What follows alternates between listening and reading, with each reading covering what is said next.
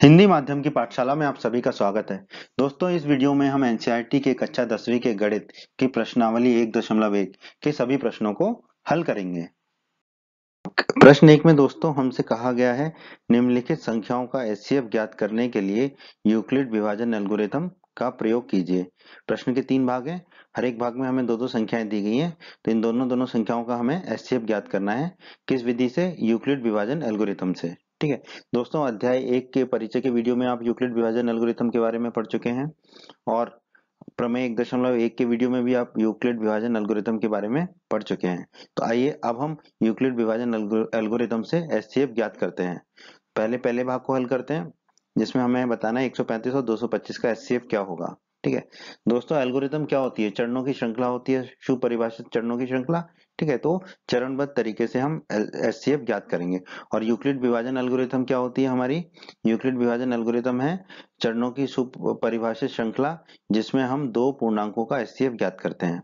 तो वही हमें यहाँ पर ज्ञात करना है। ठीक है, तो सबसे पहले चरण 1 लिख लेते हैं हम। ठीक है, अब हम देखेंगे दोनों संख्याओं में कौन सी बड़ी है। तो 225 बड़ी है, 135 छोटी है। ठीक है, अब यूक्लिड विभाजन एल्गोरिथम में हम उपयोग करते हैं यूक्लिड विभाजन प्रमेयिका का।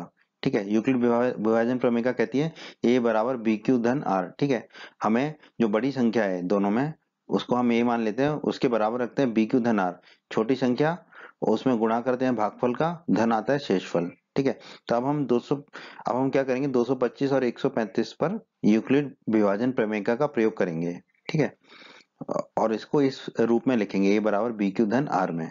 ठीक है, तो a की जगह तो आ जाएगा 225 हमारा, b की जगह 135। अब देखिए 225 में आप 135 का भाग देंगे तो एक ही बार जाएगा, तो हमने लिखा 225 बराबर 135 गुणा 1। ठीक है, फिर और शेषफल हमें मिलेगा 90, तो हमने लिख दिया 90। तो हमने इस रूप में लिख दिया a बराबर बी क्यू धन आर के रूप में। यही हमारी यूक्लिड प्रमेयिका कहती है, यूक्लिड विभाजन प्रमेयिका।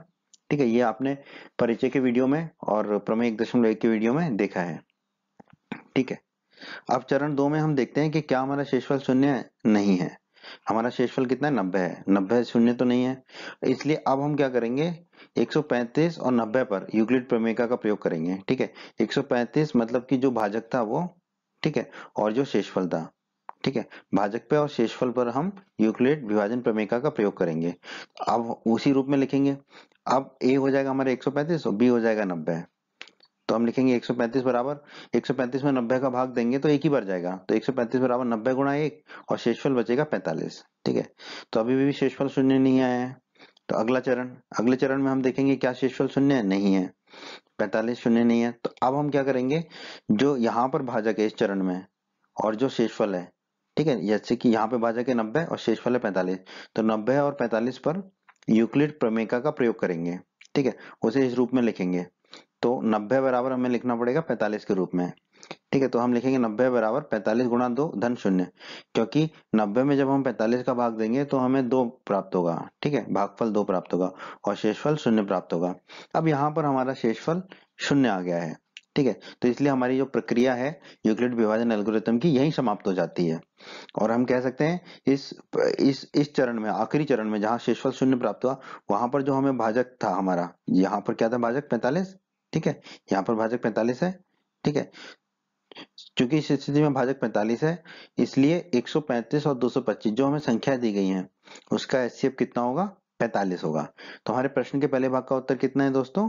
45। ठीक है, अब इसी प्रक्रिया का पालन करके हम भाग 2 और भाग 3 में भी एचसीएफ ज्ञात करते हैं। भाग 2, प्रश्न के भाग 2 में दोस्तों हमें बताना है 196 और 38,220 का एचसीएफ क्या होगा यूक्लिड विभाजन एल्गोरिथम से। तो सबसे पहले चरण 1 में सबसे पहले तो हमें देखना है कि दोनों में बड़ा कौन सा है। तो जाहिर सी बात है 38,220 बड़ा है 196 से। अब हमें 38,220 जो भाज्य है उसको भाजक के साथ लिखना होगा, a बराबर बी क्यू धन आर के रूप में। a है भाज्य, b है भाजक, q है भागफल और r है शेषफल। ठीक है, तो अब हम 38,220 और 196 पर क्या लगाएंगे? यूक्लिड प्रमेयिका लगाएंगे, यूक्लिड विभाजन प्रमेयिका लगाएंगे। ठीक है, और इस रूप में हम लिखेंगे a बराबर बी क्यू धन आर। तो 38,220 को हम लिखेंगे 196 गुणा 195 धन शून्य। ठीक है, जब हम 38,220 में 196 का भाग देंगे तो हमें भागफल प्राप्त होगा 195 और शेषफल प्राप्त होगा शून्य। ठीक है, तो हमने इस रूप में लिख दिया। अब चरण 1 में ही हमें शेषफल शून्य प्राप्त हो गया। ठीक है। तो इसलिए ये जो प्रक्रिया है यही चरण 1 पर ही समाप्त हो जाएगी। यूक्लिड विभाजन एल्गोरिथम चरण 1 में ही खत्म हो जाता है, क्योंकि जिस भी चरण में हमें शेषफल शून्य मिल जाता है हमारी प्रक्रिया उसी चरण में समाप्त हो जाती है। फिर उस चरण में जो भाजक होता है, जैसे कि यहाँ पे है 196, ठीक है, वही हमारा क्या होता है, एचसीएफ होता है। ठीक है, इस स्थिति में भाजक 196 है तो हमारा एचसीएफ भी 196 और 38,220 का क्या होगा, 196। तो हमारा उत्तर क्या होगा, एचसीएफ कितना है हमारा, 196। ठीक है, तो अब हम भाग 3 को हल कर लेते हैं। भाग 3 में हमें 867 और 255 का एचसीएफ ज्ञात करना है। ठीक है, चरण 1, तो 867 और 255 में कौन सा बड़ा है, 867, तो हमने लिख दिया 867 बड़ा है 255 से। अब हमें इसे किस रूप में लिखना होगा, ए बराबर बी क्यू धन आर। ठीक है, यूक्लिड विभाजन प्रमेयिका के हिसाब से। तो अब हम 867 और 255 पर यूक्लिड प्रमेयिका का प्रयोग करेंगे और लिखेंगे 867 बराबर 255 गुणा 3 धन 102। जब हम 867 में 255 का भाग देंगे तो 3 बार जाएगा वो भाग ना, भागफल होगा 3 और शेषफल बचेगा 102। ठीक है, अब यहाँ पर हमारा शेषफल शून्य नहीं है। ठीक है, तो हमें चरण 2 में जाना पड़ेगा, क्योंकि शेषफल कितना है, 102, जो कि शून्य नहीं है। अब हमें क्या करना होगा, चरण 1 में जो भाजक था और शेषफल था, ठीक है, उस पर यूक्लिड प्रमेय लगाएंगे। तो भाजक कितना था चरण 1 में, 255। ठीक है, तो अब 255 चरण 2 में हमारा भाज्य बन जाएगा और शेषफल कितना था भाग 1 में, 102। तो अब 102 हमारा चरण 2 में बन जाएगा भाज्य। ठीक है, तो अब हम 255 और 102 पर यूक्लिड प्रमेय का प्रयोग करेंगे। इसी रूप में लिखेंगे ए बराबर बी क्यू धन आर। ठीक है, तो 255 बराबर 102, 255 में 102 का भाग देंगे तो 2 बार जाएगा। हम लिखेंगे 255 बराबर 102 गुणा 2 और शेषफल हमें प्राप्त होगा 51। ठीक है दोस्तों, यहाँ पर भी हमें शेषफल शून्य प्राप्त नहीं हुआ तो हमें चरण 3 में जाना ही पड़ेगा, क्योंकि शेषफल शून्य नहीं है। अब हमें क्या करना होगा, चरण 2 का जो भाजक और शेषफल था, भाजक 102 और शेषफल 51, इन दोनों पर यूक्लिड प्रमेय का प्रयोग करेंगे। तो चरण 3 में 102 बन जाएगा भाज्य और 51 बन जाएगा भाजक। तो हमें लिखना पड़ेगा 102 बराबर 51। अब 102 में 51 का भाग देंगे तो 2 बार जाएगा और शेषफल शून्य बचेगा। ठीक है, तो 102 बराबर 51 गुणा 2 धन 0। ठीक है, अब यहाँ पर हमें मिल गया शेषफल शून्य, तो हमारी प्रक्रिया क्या होगी, यहीं पर समाप्त हो जाएगी। ठीक है, अब इस चरण में, जिस चरण में हमें शेषफल शून्य मिला, वहां पे जो भाजक होता है उस चरण का, वही हमारा क्या होता है, एचसीएफ होता है, जो संख्या दी होती है उनका।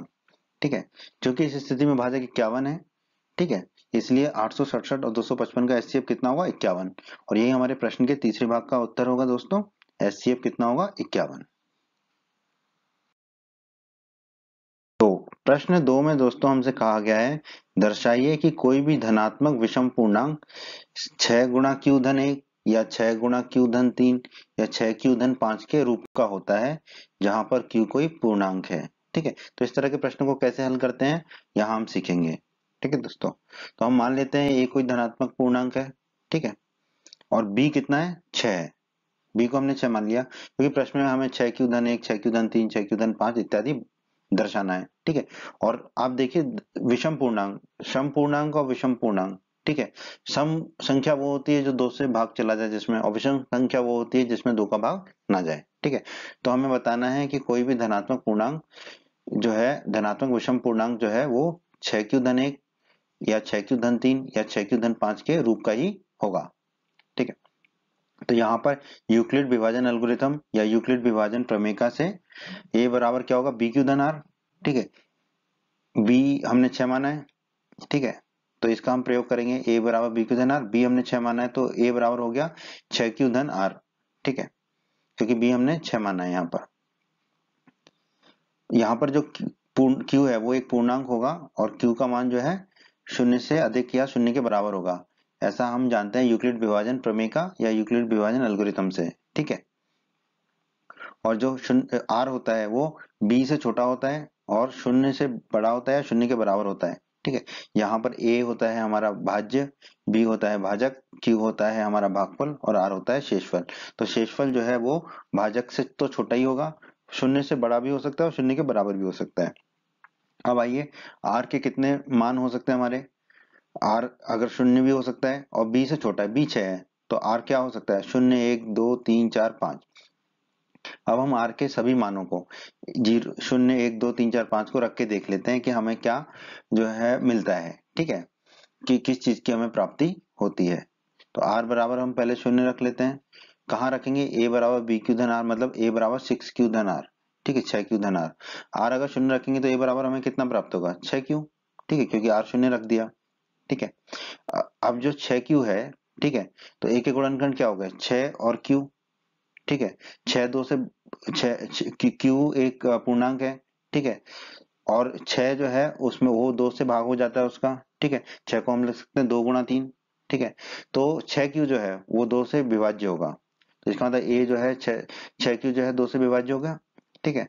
तो 6 क्यू क्या होगा, एक समपूर्णांक होगा, क्योंकि जिस भी संख्या का 2 में भाग हो जाता है वो कहलाती है हमारी समपूर्णांक, ठीक है। तो 6 क्यू तो एक समपूर्णांक होगा, ठीक है।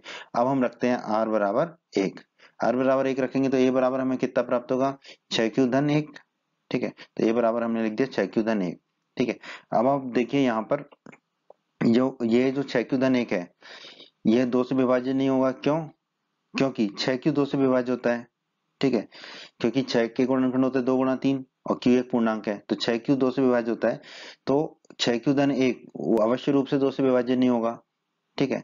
तो 6 क्यू धन 1 क्या हो जाएगा, हमारा एक विषम पूर्णांक हो जाएगा, ठीक है, क्योंकि 6 क्यू एक सम पूर्णांक है, उसमें एक जोड़ दिया तो विषम ही बनेगा, तो 6 क्यू धन 1 जो है हमारा एक विषम पूर्णांक होगा।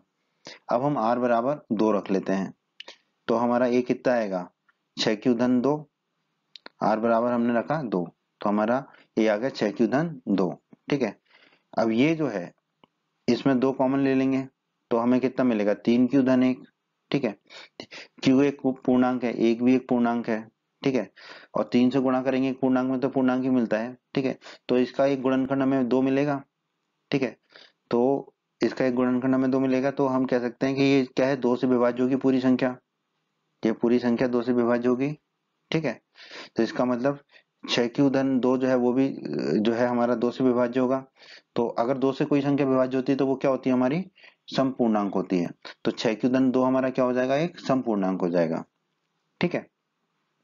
अब हम r बराबर रख लेते हैं 3, ठीक है, r बराबर 3 रख लेते हैं, तो a बराबर कितना मिलेगा, 6 क्यू धन 3, a बराबर हमें मिलेगा 6 क्यू धन 3, ठीक है।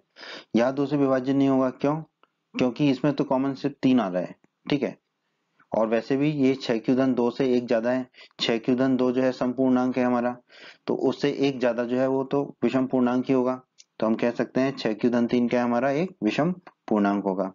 अब हम r बराबर 4 रख लेते हैं, ठीक है, r बराबर 4 रखेंगे तो a बराबर मिलेगा 6 क्यू धन 4, a बराबर मिला 6 क्यू धन 4, इसमें से 2 कॉमन आ जाएगा तो बचेगा 3 क्यू धन 2, ठीक है। ये अंदर वाला भी पूरा एक पूर्णांक है, ठीक है, और ये 2 से विभाज्य होगा, ठीक है। तो ये 6 क्यू धन 4 क्या है, हमारा 2 से विभाज्य होगा, ठीक है। कोई भी संख्या 2 से विभाज्य होती है तो वो क्या कहलाती है, हमारी समपूर्णांक, तो 6 क्यू धन 4 क्या होगा, हमारा एक समपूर्णांक होगा।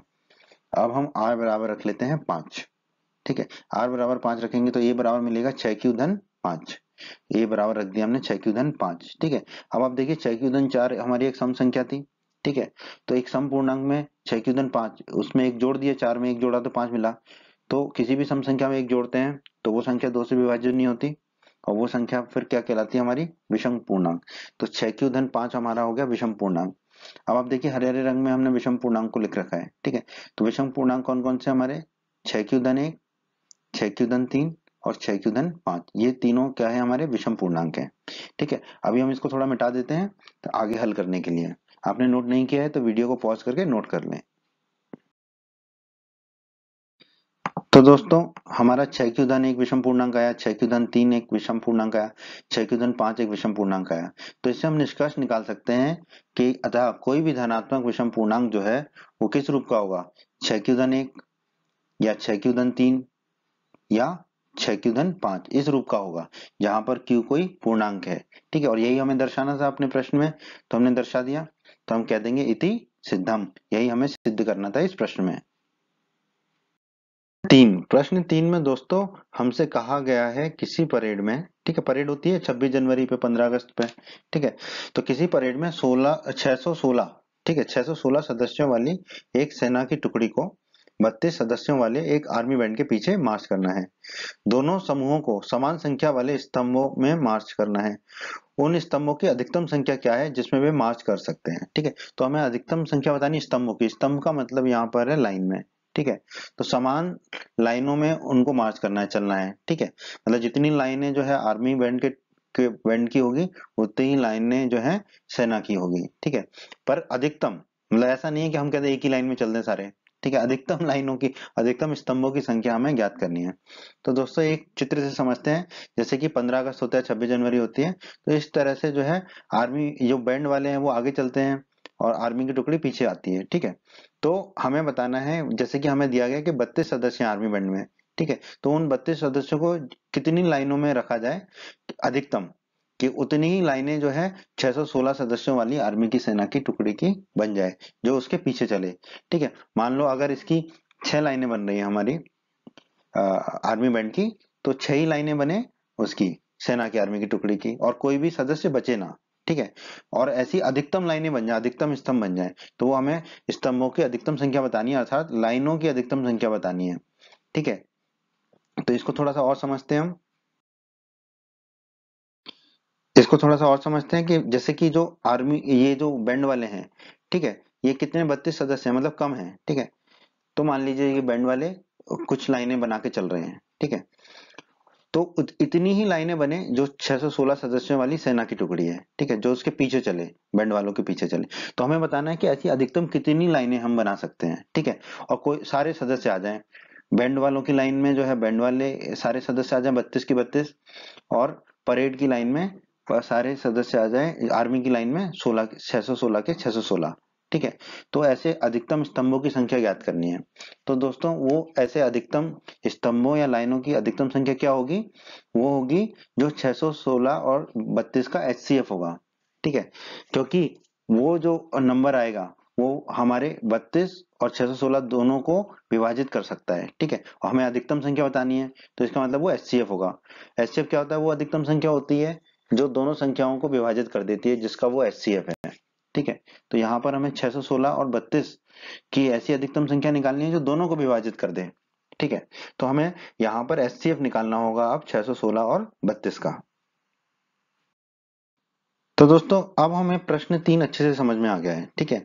तो अब हमें स्तंभों की अधिकतम संख्या ज्ञात करनी है, तो वो क्या होगी, 616 और 32 का एचसीएफ होगा, ठीक है। अब हम क्या करेंगे, यूक्लिड विभाजन एल्गोरिथम से ये एचसीएफ ज्ञात कर लेंगे, अन्य विधि से भी कर सकते हैं, ठीक है। बट चूंकि जो प्रश्न है वो प्रश्नावली 1.1 में दिया गया है, तो हम यूक्लिड विभाजन एल्गोरिथम का ही अध्ययन कर रहे हैं इस प्रश्नावली में, तो उसी से हम निकालते हैं।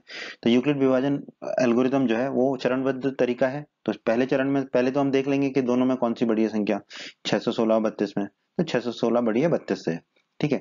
अब हम इसको यूक्लिड विभाजन प्रमेयका के हिसाब से a बराबर बी क्यू धन आर में लिखना है, तो 616 बराबर 32 गुणा क्यू धन आर में लिखना है हमें। तो हम लिख देंगे 616 और 32 पर यूक्लिड प्रमेयका का प्रयोग करेंगे, तो 616 बराबर हो जाएगा 32 गुणा 19 धन 8। 616 में जब हम 32 का भाग देंगे तो हमें भागफल मिलेगा 19 और शेषफल मिलेगा 8। तो हम लिख देंगे 616 बराबर 32 गुणा 19 धन 8, ठीक है। आप 616 में 32 का भाग दीजिएगा, आपको 19 मिलेगा भागफल और शेषफल मिलेगा 8। तो यूक्लिड प्रमेयका के हिसाब से हम लिख देंगे a बराबर बी क्यू धन आर, अर्थात 616 बराबर 32 गुणा 19 धन 8, ठीक है। क्या हमारा शेषफल शून्य है, यहाँ पर नहीं है, तो हमें चरण 2 पर जाना पड़ेगा, क्योंकि शेषफल कितना 8 है, जो कि शून्य नहीं है। अब जो भाजक था हमारा और शेषफल था, उस पर यूक्लिड प्रमेय का लगाएंगे। भाजक था 32 और शेषफल था 8, तो 32 और 8 पर हम यूक्लिड प्रमेय का प्रयोग करेंगे। अब भाजक हो जाएगा भाज्य और शेषफल हो जाएगा भाजक। तो 32 बराबर हमें लिखना पड़ेगा ए बराबर बी क्यू धन आर के रूप में। तो 32 बराबर हो जाएगा 8 गुणा 4। 32 में जब हम 8 का भाग देंगे तो 4 मिलेगा, 8 चौक 32 होता है, और शेषफल मिलेगा 0, ठीक है। अब यहाँ पर हमें शेषफल मिल गया 0, तो हमारा जो है चरण यहीं पर समाप्त हो गया यूक्लिड विभाजन एल्गोरिथम का। यहाँ शेषफल 0 प्राप्त हो गया, प्रक्रिया यहीं समाप्त हो गई, ठीक है। अब आखिरी चरण में जो भी हमारा भाजक था वही हमारा एचसीएफ होता है। इस स्थिति में भाजक हमें कितना मिला, 8, ठीक है। भाजक हमारा 8 है यहाँ पर, ठीक है। तो इसलिए 616 और 32 का एचसीएफ कितना होगा, 8 होगा। तो हम कह सकते हैं अतः स्तंभों की अधिकतम संख्या कितनी होगी, 8 होगी, ठीक है। 8 से कम भी ले सकते हैं, बट अधिकतम संख्या पूछा है हमसे, तो स्तंभों की अधिकतम संख्या कितनी होगी, 8, जो कि 616 और 32 का एचसीएफ है। यही हमारे इस प्रश्न का उत्तर होगा दोस्तों। स्तंभों की अधिकतम संख्या कितनी होगी, 8। 8 हमारा उत्तर है इस प्रश्न का दोस्तों। 4, प्रश्न 4 दोस्तों कहता है हमसे यूक्लिड विभाजन प्रमेय का प्रयोग करके दर्शाइए कि किसी धनात्मक पूर्णांक का वर्ग, ठीक है, वर्ग मतलब स्क्वायर, किसी पूर्णांक m के लिए 3m या 3m धन 1 के रूप का होता है। ठीक है, तो इस प्रश्न को समझते हैं हम कैसे हल करेंगे। ठीक है, हम मान लेते हैं a कोई धनात्मक पूर्णांक है, ठीक है, और b बराबर हम 3 मान लेते हैं। ठीक है, 3 क्यों माना, क्योंकि यहाँ पे भी देखो हमें 3m धन 1 के रूप में दर्शाना था और इस प्रश्न को ऐसे ही हल करना है। तो a को मान लिया हमने, a कोई धनात्मक पूर्णांक है और b बराबर है 3। ठीक है, ये हमने मान लिया b बराबर 3 और a कोई धनात्मक पूर्णांक है। अब यूक्लिड विभाजन एल्गोरिथम क्या कहती है, या यूक्लिड विभाजन प्रमेय क्या कहती है, a बराबर बी क्यू धन आर के रूप में हम लिख सकते हैं, a बराबर बी क्यू धन आर। ठीक है, तो ये लिख दिया हमने a बराबर बी क्यू धन आर के रूप में। b हमने कितना माना 3, तो a बराबर क्या हो जाएगा 3 क्यू धन आर। ठीक है, यहाँ पर जो है a बराबर हो गया हमारा 3 क्यू धन आर, क्योंकि b हमने 3 माना है। ठीक है, यहाँ पर पूर्ण q क्या है, एक पूर्णांक है, ये बहुत जरूरी है, याद रखिए q एक पूर्णांक है और उसका जो मान है वो शून्य से अधिक है। ठीक है, शून्य से अधिक है। ठीक है, या शून्य के बराबर भी हो सकता है, शून्य के बराबर या शून्य से अधिक होगा q का मान। ठीक है, शून्य भी हो सकता है, शून्य से ज्यादा भी हो सकता है। ठीक है, और r का जो मान है, r शेषफल होता है, तो r का मान जो है वो b के मान से कम होता है हमारा। ठीक है, और शून्य के बराबर हो सकता है, r शेषफल शून्य में हो सकता है या शून्य से अधिक हो सकता है। ठीक है, b कितना है 3 है, तो हम लिख देंगे r के मान कितने हो सकते हैं, 0 1 2। ठीक है, क्योंकि b 3 है, b r का मान 3 से कम होगा, b से कम होगा, तो r के संभावित मान क्या होंगे। ठीक है, 1 2 और 3। तो अब हम r के संभावित मान के लिए इसको हल करेंगे। ठीक है, तो पहले हम हल कर लेते हैं r बराबर 0 के लिए। r बराबर 0 रख दीजिए यहाँ पर, a बराबर 3 क्यू धन r में, तो हमें a बराबर कितना मिल जाएगा 3 क्यू। ठीक है, अब दोनों तरफ वर्ग कर देते हैं। ठीक है, तो बाईं तरफ मिलेगा a का वर्ग और दाईं तरफ होगा 3 क्यू का वर्ग। ठीक है, a का वर्ग बराबर 3 क्यू का वर्ग, 3 क्यू का वर्ग कितना होगा, 3 का वर्ग 9 और q का वर्ग q वर्ग। ठीक है, तो a का वर्ग हमें कितना मिल जाएगा 9 गुणा q का वर्ग। ठीक है, क्योंकि 3 का वर्ग होता है 9। अब हम क्या करेंगे, 9 को लिख देंगे 3 गुणा 3, तो ये हो गया हमारा 3 गुणा 3 क्यू का वर्ग। ठीक है, 9 को बस हमने लिखा 3 गुणा 3। चूंकि q पूर्णांक है, मैंने कहा था दोस्तों यहाँ ध्यान देना है, q एक पूर्णांक है हमारा। ठीक है, अब देखिए अगर q एक पूर्णांक है, ठीक है, तो q का वर्ग भी पूर्णांक होगा, q का वर्ग पूर्णांक होगा। ठीक है, और अगर उस पूर्णांक को हम दूसरे पूर्णांक 3 से गुणा करेंगे तो हमें एक पूर्णांक ही प्राप्त होगा। ठीक है, ये कक्षा 9 के अध्याय 1 में आप लोग पढ़ चुके हैं। ठीक है, उसके भी हमारे वीडियोस हैं कक्षा 9 के अध्याय 1 के। अगर आपको यहाँ कुछ दिक्कत आ रही है तो वो वीडियोस अवश्य देखें, आपको पूरा समझ में आ जाएगा कि एक पूर्णांक का जो वर्ग है वो भी पूर्णांक होता है, और एक पूर्णांक को दूसरे पूर्णांक से गुणा करें तो भी हमें पूर्णांक प्राप्त होता है। ठीक है, तो हम चूंकि q पूर्णांक है तो हम कह सकते हैं 3q का वर्ग, 3q स्क्वायर भी एक पूर्णांक होगा। ठीक है, अब हम मान लेते हैं 3q स्क्वायर बराबर m, मान लेते हैं। ठीक है, क्योंकि एक पूर्णांक है हमें m के रूप में ही दिखाना था, तो 3q स्क्वायर को हमने मान लिया m। तो यहाँ पे 3q स्क्वायर की जगह क्या रख देंगे हम m, तो a का वर्ग क्या हो जाएगा हमारा 3 गुणा m, तो a का वर्ग आ गया हमारा 3 गुणा m। ठीक है, तो देखो 3m के रूप में तो आ गया a का वर्ग। ठीक है, अब हम r बराबर 1 और 2 रख के देख लेते हैं कि किस रूप में आता है। ठीक है, r बराबर 1 रख लेते हैं, r बराबर 1 रखेंगे तो a बराबर कितना आएगा 3q धन 1। ठीक है, तो क्योंकि r की जगह 1 रख देंगे तो a बराबर आ जाएगा 3q धन 1। ठीक है, अब दोनों तरफ फिर से वर्ग कर लेंगे, तो ये तो a का वर्ग हो जाएगा और ये 3q धन 1 का वर्ग। अब आप जानते हैं a धन b का वर्ग होता है a का वर्ग धन b का वर्ग धन 2 गुणा a गुणा b। ठीक है, तो इसको खोल लेंगे, तो 3q का वर्ग हो जाएगा 9q का वर्ग जो हमने अभी निकाला था। ठीक है, 3q का वर्ग हो जाएगा 9q का वर्ग। ठीक है, फिर 2 गुणा a गुणा b, 2 गुणा a है 3q, 2 गुणा 3q मतलब 6q, गुणा b मतलब 1, 1 का गुणा किसी में भी करें तो वही होता है, तो हमें 2 गुणा 3q गुणा 1 मिलेगा 6q, और 1 का वर्ग मिलेगा हमें 1, तो 3q धन 1 का वर्ग मिलेगा हमें 9q का वर्ग धन 6q धन 1।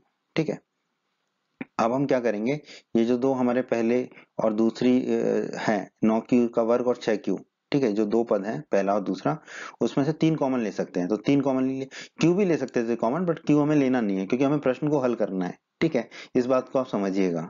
ठीक है, हमने सिर्फ 3 को लिया, तो अंदर क्या बच जाएगा 9q के वर्ग में से 3 को कॉमन लेंगे तो 3q का वर्ग। ठीक है, 6q में से 3 को कॉमन लेंगे तो बचेगा 2q, और एक को ऐसे ही रहने दिया। ठीक है, अब चूंकि ये एक पूर्णांक क्यू एक पूर्णांक है, हमारा क्यू एक हमारा पूर्णांक है, तो अब देखिए 2 गुणा क्यू भी एक पूर्णांक होगा, 3 क्यू स्क्वायर तो एक पूर्णांक है, ये हमने अभी देखा था, और 2 पूर्णांकों का योग भी एक पूर्णांक होता है। ठीक है, ये कक्षा 9 के अध्याय 1 में आप पढ़ चुके हो। अगर आपने हमारे वो वीडियो नहीं देखे तो उन्हें भी अवश्य देखें। तो 3 क्यू स्क्वायर धन क्यू 2 क्यू भी एक पूर्णांक होगा, और हम मान लेते हैं कि वो पूर्णांक क्या है, m है हमारा। 3 क्यू स्क्वायर धन 2 क्यू को हम m मान लेते हैं। यहाँ पे m बस एक पूर्णांक है, ठीक है, कोई भी हो सकता है वो, ठीक है, बस हमने m मान लिया यहाँ पर। अब यहाँ पर m रख देंगे 3 क्यू स्क्वायर धन 2 क्यू की जगह, तो हमें a का वर्ग कितना मिलेगा, 3m धन 1, तो हमें a स्क्वायर मिल गया 3m धन 1। तो देखो 3m धन 1 के रूप में आ गया हमारा वर्ग, ठीक है, धनात्मक पूर्णांक का वर्ग। ठीक है, अब हम जो हमारी आखिरी संभावना है r बराबर 2 वो रख लेते हैं, r बराबर 2 रख लेते हैं। तो a बराबर हमें कितना मिलेगा, 3q धन 2, r की जगह 2 रख देंगे, 3q धन 2। अब दोनों तरफ वर्ग कर देते हैं, ठीक है, तो बाई तरफ तो a का वर्ग मिलेगा और दाईं तरफ 3q धन 2 का वर्ग। ठीक है, तो बाई तरफ तो a का वर्ग रहेगा।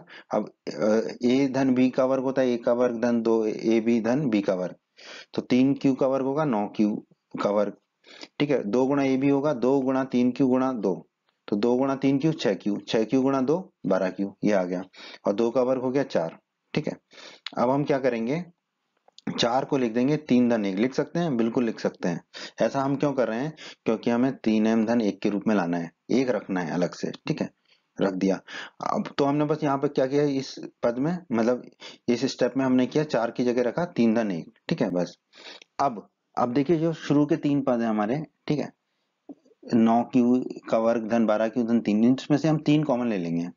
ठीक है, 3 कॉमन लेंगे तो 9q स्क्वायर में से 3 कॉमन लेंगे तो 3q स्क्वायर बचेगा, 12q में से 3 कॉमन लेंगे तो 4q बचेगा, और 3 में से 3 कॉमन लेंगे तो 1 बचेगा। तो ये आ गया हमारा। अब आप देखिए, चूंकि q एक पूर्णांक है जैसा कि ऊपर दिया गया है, तो 3q का स्क्वायर भी एक पूर्णांक होगा, ये हम देख ही चुके हैं, और 4q भी एक पूर्णांक होगा, क्योंकि एक पूर्णांक का 4 से गुणा करेंगे एक पूर्णांक से तो पूर्णांक ही मिलता है, और एक तो एक पूर्णांक है ही, और तीनों पूर्णांकों का योग भी एक पूर्णांक होगा। तो हम कह सकते हैं चूंकि q एक पूर्णांक है, इसलिए 3q स्क्वायर धन 4q धन 1 भी एक पूर्णांक होगा, और उसे हम कितना मान लेते हैं, m मान लेते हैं। 3q स्क्वायर धन 4q धन 1 को हम मान लेते हैं m। अब ये 3q स्क्वायर धन 4q धन 1 का मान m यहाँ रखेंगे, तो हमें a का वर्ग कितना मिलेगा, 3m धन 1, 3m धन 1 मिला, तो 3m धन 1 के रूप में मिल गया हमें। तो हमने तीनों कंडीशन में देख लिया कि जो है हमें वर्ग किस रूप में मिल रहा है, या तो 3m के रूप में, या 3m धन 1 के रूप में, या 3m धन 1 के रूप में, मतलब कि 3m या 3m धन 1 के रूप में मिल रहा है। हमने देखा कि जो किसी भी धनात्मक पूर्णांक का वर्ग है, ठीक है, जो हमने एक धनात्मक पूर्णांक ये माना था, किसी भी धनात्मक पूर्णांक का वर्ग जो है वो किस रूप में हमें मिल रहा था, या तो 3m या फिर 3m धन 1 के रूप में, और यही हमें दर्शाना था। तो हम कह सकते हैं अतः किसी धनात्मक पूर्णांक का वर्ग किसी पूर्णांक m के लिए 3m या 3m धन 1 के रूप का होता है, यही हमें दर्शाना था अपने प्रश्न में। तो हम कह सकते हैं इति सिद्धम, यही हमें सिद्ध करना था। प्रश्न 5 दोस्तों प्रश्न 4 की तरह ही है। इसमें हमसे कहा गया है यूक्लिड विभाजन प्रमेय का प्रयोग करके दर्शाइए किसी धनात्मक पूर्णांक का जो घन है वो 9m या 9m धन 1 या 9m धन 8 के रूप का होता है। ठीक है, तो बिल्कुल जैसे कि प्रश्न 4 को हल किया था हमने प्रश्न 4 के वीडियो में, वैसे ही इसको हल करेंगे। ठीक है, तो मान लेते हैं a कोई धनात्मक पूर्णांक है तथा b बराबर 3 है, वो मान लेते हैं हम यहाँ पर। तो यूक्लिड विभाजन एल्गोरिथम से क्या होगा, a बराबर b क्यू धन r, ये हमें पता है, ये हम अच्छे से पढ़ चुके हैं हमारे परिचय के वीडियो में भी और प्रमेय 1.1 के वीडियो में भी। b कितना माना है हमने, 3, तो a बराबर कितना होगा हमारा, पहले तो इसको लिख लेते हैं a बराबर b क्यू धन r। अब b है हमारा 3, तो b का मान 3 रख देते हैं, तो a बराबर हो जाएगा 3q धन r। ठीक है, a बराबर हो जाएगा 3q धन r, जहां पर जो है q हमारा एक पूर्णांक है और q का मान जो है या तो शून्य होगा या शून्य से अधिक होगा। r का मान क्या होगा दोस्तों, r का मान होगा शून्य या शून्य से अधिक किंतु b से कम। ठीक है, किंतु b से कम, ये हम जानते हैं, ये यूक्लिड विभाजन एल्गोरिथम में आप अच्छे से पढ़ चुके हैं। ठीक है, b का मान है 3, तो r के संभावित मान क्या होंगे, 0 1 2। ठीक है, क्योंकि 3 तो हो नहीं सकता 3 से कम, तो 0 1 और 2। अब हम r बराबर 0 r बराबर 1 और r बराबर 2 के लिए देखेंगे कि हमारा a का घन कितना आता है। ठीक है, क्योंकि हमें घन के लिए दिखाना है। ठीक है, किसी पूर्णांक का घन, घन मतलब क्यूब। ठीक है, घात 3। तो हम r बराबर 0 के लिए शुरू करते हैं। ठीक है, ए बराबर आर बराबर शून्य रखेंगे, अगर हम ए बराबर 3 क्यू धन आर में आर बराबर शून्य रखेंगे तो ए बराबर कितना मिलेगा हमें 3 क्यू। तो ए बराबर हमें मिला 3 क्यू। अब दोनों तरफ घन ले लेते हैं, तो ये हो जाएगा ए क्यूब, ए का क्यूब, ठीक है, ये हो जाएगा 3 क्यू का क्यूब, ठीक है, 3 क्यू का क्यूब मतलब 3 का क्यूब गुणा क्यू का क्यूब, ठीक है।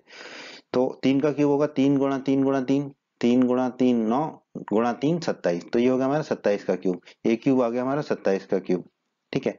अब हम क्या करते हैं 9 को बाहर ले लेते हैं, ठीक है, तो अंदर कितना बच जाएगा 3 गुणा क्यू का क्यूब, ठीक है, बड़ा अजीब सा लग रहा है क्यू का क्यूब बोलने में क्यू का घन बोल देते हैं, ठीक है।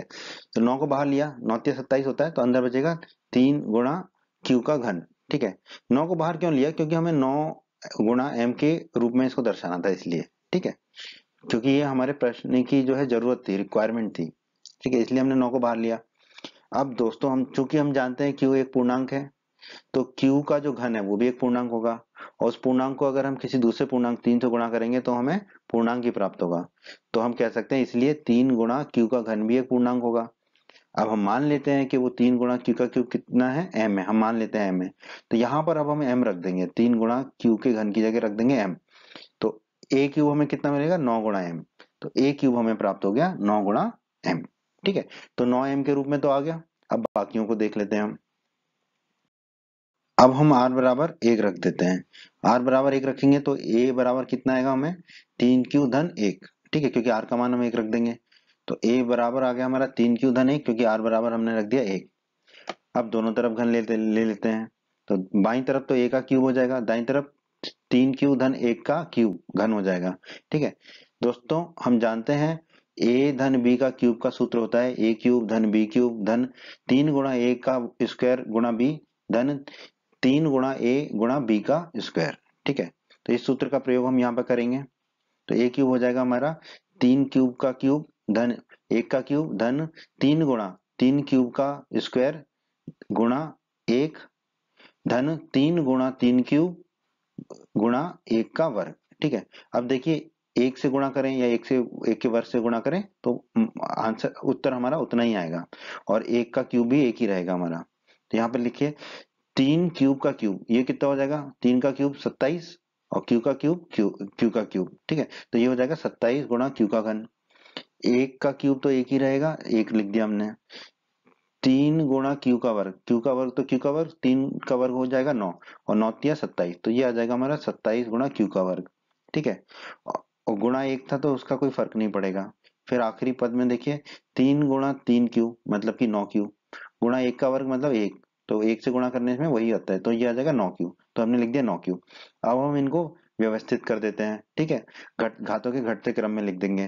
तो ए क्यूब बराबर कितना हो जाएगा 27 क्यूब का घन धन 27 क्यूब का वर्ग धन 9 क्यूब और धन 1, ऐसे लिख दिया हमने, ठीक है।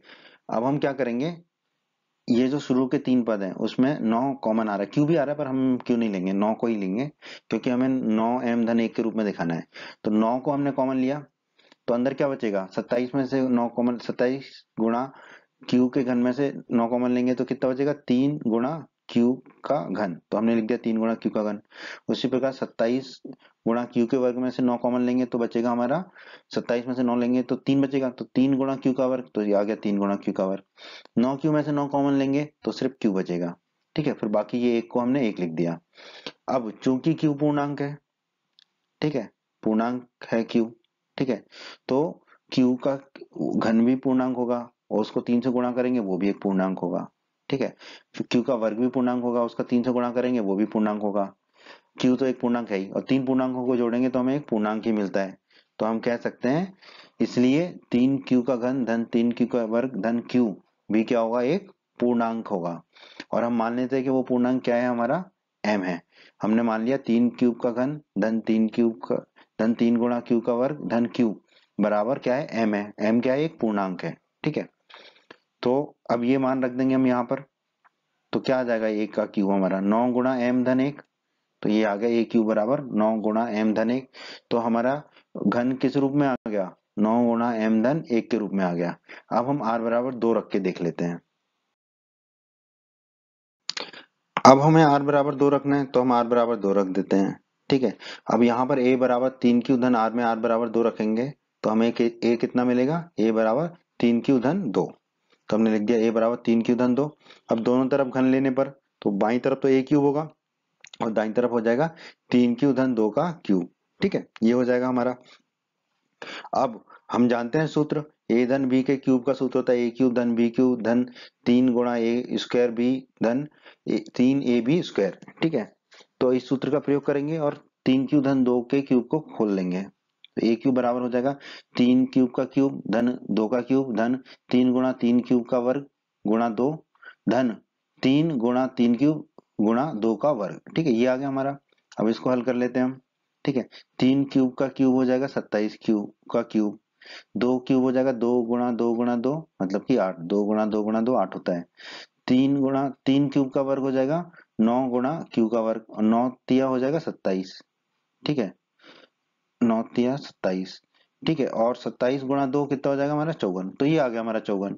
ठीक है, 54 × क्यू का वर्ग। ठीक है, इस तरह से आ गया।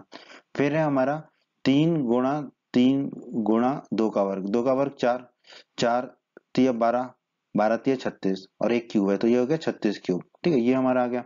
अब इन्हें हम पहले की तरह ही घातों के घटते क्रम में व्यवस्थित कर लेते हैं। तो बस 8 को हम सबसे पीछे ले जाएंगे तो हमारा आ जाएगा a³ बराबर 27 क्यू का घन धन 54 क्यू का वर्ग धन 36 क्यू धन 8। ठीक है, ये आ जाएगा हमारा। अब इसमें से भी हम क्या कर कॉमन ले लेते हैं, 9 कॉमन ले लेंगे। ठीक है, क्योंकि हमें 9m धन 8 के रूप में दिखाना है। 9 कॉमन लेंगे शुरू के 3 पदों में से, तो 27 में से 9 कॉमन लेंगे तो 3 बचेगा, तो ये हो जाएगा 3 क्यू का क्यूब लिख दिया। 54 में से 9 कॉमन लेंगे तो बचेगा 6, तो ये हो जाएगा 6 क्यू का वर्ग, तो लिख दिया 6 क्यू का वर्ग। 36 में से 9 कॉमन लेंगे तो बचेगा 4, तो ये हो जाएगा 4 × क्यू, 4 × क्यू और 8 वैसे ही रहा। अब हम जानते हैं क्यू एक पूर्णांक है। चूंकि क्यू एक पूर्णांक है तो देखिए क्यू का क्यूब पूर्णांक का घन भी एक पूर्णांक होगा और उसको 3 से गुणा करेंगे तो भी एक पूर्णांक होगा। उसी प्रकार पूर्णांक का वर्ग भी एक पूर्णांक होगा और उसको 6 से गुणा करेंगे तो एक पूर्णांक होगा। और एक पूर्णांक को 4 से गुणा करेंगे तो हमें एक पूर्णांक मिलेगा और 3 पूर्णांक को जोड़ेंगे तो भी हमें एक पूर्णांक ही मिलेगा। ये सब हम अध्याय 1 में पढ़ चुके हैं, कक्षा 9 के। ठीक है, तो आप हमारे कक्षा 9 के वीडियो भी देख सकते हैं अगर आपको कुछ दिक्कत आ रही है तो। ठीक है, वहां से आपको ये समझ में आ जाएगा कि क्यों ये एक पूर्णांक है। तो क्यों एक पूर्णांक है तो हम कह सकते हैं 3 क्यू का घन धन 6 क्यू का वर्ग धन 4 क्यू भी एक पूर्णांक होगा। और हम मान लेते हैं कि वो पूर्णांक एक m है। हम मान लेते हैं 3 क्यू का घन धन 6 क्यू का वर्ग धन 4 क्यू बराबर m है। अब ये m का मान हम यहाँ रख देते हैं। ठीक है, तो a क्यूब हमें कितना मिल जाएगा 9 × m धन 8। a क्यूब मिल जाएगा 9, a क्यूब मिल गया हमें 9m धन 8। ठीक है, तो a क्यूब किस रूप में आ गया, 9m धन 8 के रूप में आ गया। ठीक है, तो a क्यूब जो है हमारा आ गया 9m धन 8 के रूप में। तो दोस्तों किसी संख्या का जो धनात्मक पूर्णांक है उसका घन किस किस रूप में मिला हमें, a क्यूब मिला हमें 9m। ठीक है, 9m यही बताना था हमें। a क्यूब हमें मिला 9m धन 1 के रूप में, ये बताना था हमें। और a क्यूब मिला हमें 9m धन 8 के रूप में। ठीक है, यही बताना था हमें। तो हम निष्कर्ष निकाल सकते हैं यहाँ से कि किसी धनात्मक पूर्णांक का जो घन है वो 9m या 9m धन 1 या 9m धन 8 के रूप का होता है। और यही हमें इस प्रश्न में दर्शाना था। ठीक है, दिखाना था, सिद्ध करना था। तो हम कह सकते हैं इति सिद्धम। उम्मीद करता हूं दोस्तों आपको हमारा ये वीडियो पसंद आया होगा। आप हमारे YouTube चैनल को सब्सक्राइब करें, इस वीडियो को लाइक करें, इस वीडियो को शेयर करें और अपने सभी हिंदी माध्यम के दोस्तों को हमारे चैनल के बारे में और हमारे वीडियो के बारे में बताएं, ताकि हिंदी माध्यम के अधिक से अधिक छात्र हमारे चैनल और वीडियोस का अधिक से अधिक लाभ ले सकें। धन्यवाद दोस्तों।